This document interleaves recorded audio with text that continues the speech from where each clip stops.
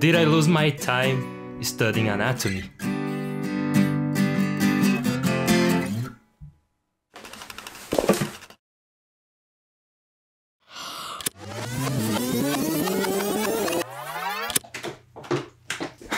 When I went to art school, yep, I went to art school. It was a cheap experience. One of the first classes was Introduction to Anatomy. Yep, it was a pretty big introduction.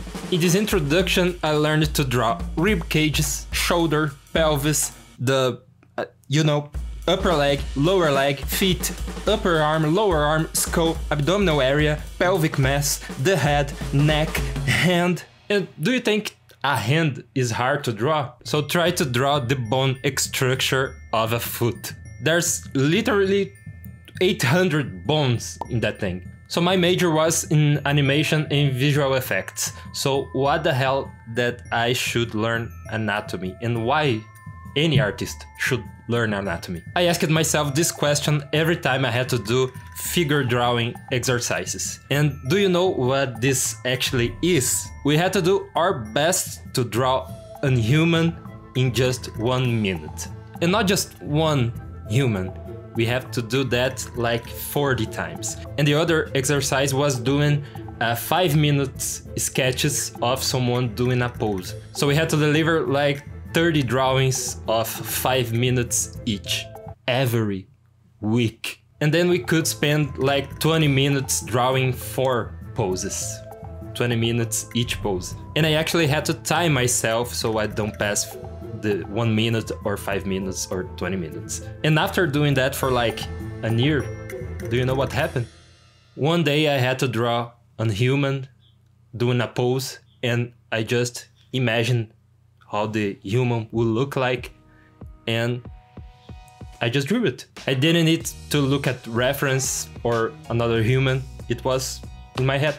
Okay, so this anatomy thing started to make sense to me. And suddenly, when I had like 1 hour to work on something, it was like an eternity.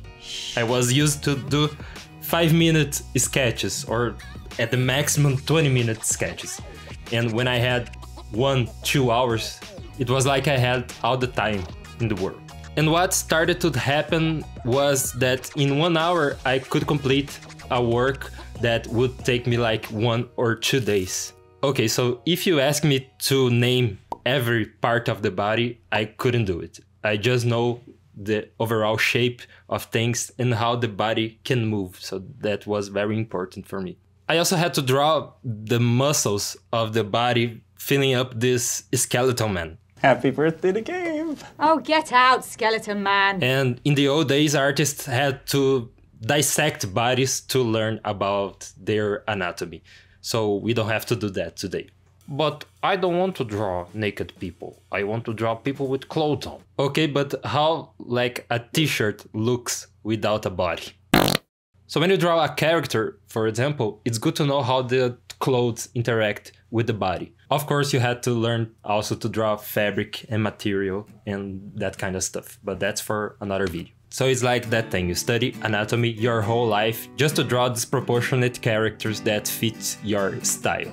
But even though today I don't use anatomy exactly how I learned, it taught me a lot of other things that I wouldn't learn otherwise. Before, when I had to draw a character doing a pose, I actually had to search for the work of another artist and kind of copying the other artist. Today I can do my own interpretation. So the 2 big lessons for me were learning to draw a pose faster and learning how the overall shape of the body looks. One of the most important things is to capture the line of action when you're doing a pose, and the angle of the shoulders and the hips, and the relationship between each part of the body. So that was a thing that I will never study by myself. So I would love to know your opinion about this, so leave a comment below. Don't forget to like this video and subscribe.